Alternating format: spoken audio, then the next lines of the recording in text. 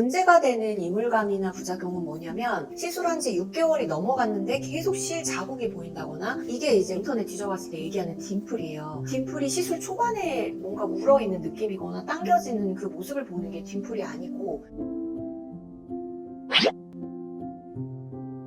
실리프팅은 요즘에 얼굴을 거상하거나 탄력을 올리기 위해서 가장 많이 하는 시술 중에 하나인데요. 이게 보통 양방 의원들은 실리프팅이라는 말로 표현을 하게 되고요. 저희 한의사들은 매선침, 매선 리프팅, 매선 요법 이런 말들을 많이 사용하게 돼요. 근데 이제 양방과 한방에서 사용하는 실리프팅, 매선 요법은 약간의 차이도 있고 공통점도 있습니다. 제가 사용하는 실, 매선 요법 같은 경우는 식약처 인증을 받고 또 양방 의원에서도 똑같이 사용하는 그런 실을 저희도 사용을 하고 있고요. 사용 도구를 보면 사실은 유사하다고 볼 수 있어요. 근데 이제 시술 방법에는 조금 차이가 있어요. 실리프팅 같은 경우는 양방에서 시술을 한 번씩은 다 받아보고 오시는 분들이 사실 굉장히 많으신데, 거의 같은 지점에서 실을 자입을 해서 같은 모양으로 시술을 하는 경우가 대부분이세요. 얼굴이 긴 형이든 짧은 형이든, 얼굴에 살이 좀 두둑하든 마른 형이든, 그런 부분에 대한 특별한 고려 없이 일정하게 시술을 해서 그게 이제 얼굴에 잘 맞는 경우에는 큰 문제가 없이 지나가는 경우도 있지만, 예를 들어서 피부가 얇고 지방이 너무 없는 상태에서 똑같은 부위를 펀칭을 해서 실을 자입을 했을 경우에 딤플이 생긴다거나, 아니면 본인이 얼굴에서 이제 지지할 수 있는 용량 이상으로 강하게 힘을 주어서 거상을 하는 경우에는 굉장히 이물감이 있거나 얼굴의 모양에서 실이 드러나기도 하고 불편함을 호소하는 경우들이 꽤 있는 편입니다.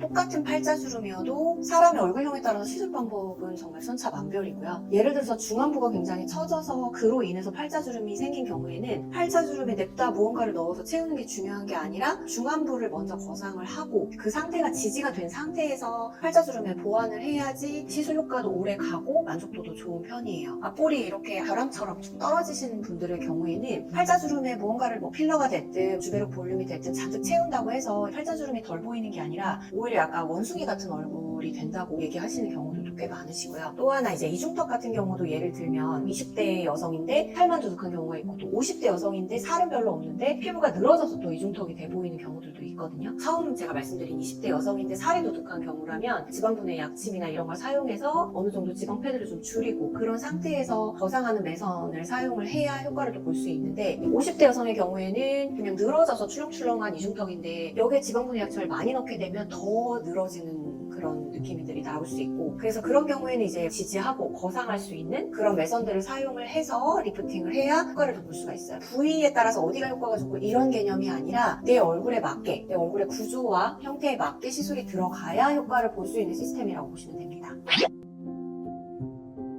리프팅에 대해서 꾸준히 뭔가 관리를 하셨던 분들은 1회 시술로도 시술을 하는 경우가 있고, 기존에 바탕이 어느 정도 쌓여져 있었기 때문에 효과가 그래도 뭐 6개월, 1년 이렇게 지속될 수 있도록 시술을 할 수가 있어요. 근데 이제 아무것도 시술을 받지 않았거나 얼굴에 대해서 크게 관심을 갖지 않다가 나도 노화를 위해서 뭔가를 해야겠다 이렇게 생각하고 오시는 경우에는 바탕에 아무것도 쌓여져 있지 않은 상태인 거잖아요. 이런 경우에는 사실은 한 3회 정도 시술 간격을 주어서 1회에서 2회 사이는 1개월 정도, 2회에서 3회차 사이는 3개월 정도 이런 식으로 간격을 둬서 바탕을 만든다라는 개념으로 설명을 드리고 시술을 진행을 합니다. 이렇게 시술을 제대로 3회차 정도 받는 경우에는 2년 정도에 걸쳐서 얼굴이 천천히 노화될 수 있도록 구비가 되는데, 항노화를 위한 치료를 시술을 할 때 조금 더 도움이 될 수 있도록 얼굴이 준비될 수 있다고 생각하시면 될 것 같아요. 사실 이제 실리프팅이나 매선을 고민하시는 분들 중에 제일 망설이시는 이유가 통증하고 이물감, 부작용 이런 부분들이에요. 아무래도 얼굴에 무언가 물리적인 재료가 들어가는 방식이기 때문에 하나도 이물감이 없거나 아무 느낌이 없다, 이거는 저는 거짓말이라고 생각을 하고요. 특히 초반에는 조금 있을 수 있어요. 특히 거상할 때는 뭔가 땡기는 느낌이 있을 수 있다, 지금 들어갈 때 뭔가 얼굴에서 잡아주는 느낌이 들지 않냐, 이런 부분을 충분히 말씀드리고 공감도 하면서 시술을 하는 편인데, 이물감이라는 게 완전히 내가 모르는 상태에서 내 얼굴에 뭐가 들어갔지 이렇게 느끼는 것보다 당연한 수순으로 인지를 하고 들어가는 게 훨씬 환자분들 만족도나 안정감에 있어서 도움이 되는 것 같고요. 보통 이 이물감은 길게는 한 달 정도까지도 갈 수 있어요. 짧게는 1, 2주 안에 사라지는 경우들도 있고요. 이거는 이제 매선침이 들어가는 개수라든지 분의 시술 강도나 이런 거에 따라서 좀 차이가 많이 발생을 합니다. 시간이 지나면서 당연히 없어지는 게 맞고요. 문제가 되는 이물감이나 부작용은 뭐냐면 시술한 지 6개월이 넘어갔는데 계속 실 자국이 보인다거나 이게 이제 인터넷 뒤져봤을 때 얘기하는 딤플이에요. 딤플이 시술 초반에 뭔가 울어있는 느낌이거나 당겨지는 그 모습을 보는 게 딤플이 아니고 이거는 사실 실이 처음에 자리 잡는 과정에서 충분히 있을 수 있는 과정이고 발생을 했을 때 조치를 저는 해드리기도 합니다. 근데 조치 불가능한 딤플들이 있어요. 시술하고 6개월, 1년 지났는데도 계속 얼굴에 실자국이 있다거나 그런 부분들은 시술 시 미스가 있었거나 부작용이라고 소위 말할 수 있는 그런 부분들이기 때문에 초반에 시술하기 전에 내가 어떤 실을 사용하고